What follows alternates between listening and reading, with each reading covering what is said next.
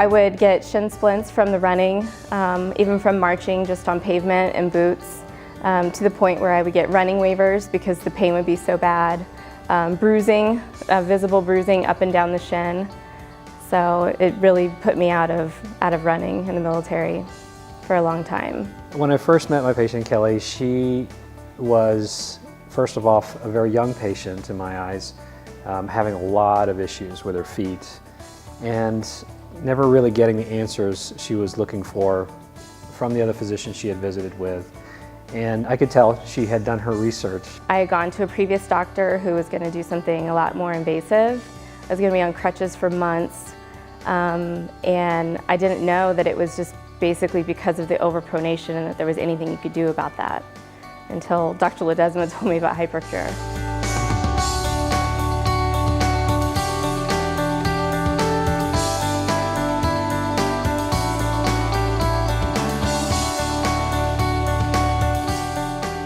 The old me was in chronic pain from my toes all the way to my back. My toes would hurt, my arches would cramp, my ankles, my shins, my knees, my lower back would hurt, and to varying degrees depending what I would do. So I would find myself not wanting to go do anything that would cause me to stand in a line for a long time, not doing any physical sports, and if I did, just because out of the love of the sport, I would do it, or if I had to run, I would do it, but then I would suffer for X number of days after until the swelling and the pain would go down. Now I can walk the mall in sandals and not get shin splints. I can definitely run, I can play softball, I can go to the gym, I can do anything. I can wear heels. I don't have to change my shoes just because of the pain. I can stand in lines for a long time without lower back pain. So it's just completely changed everything physical, from walking and standing all the way to, high impact sports.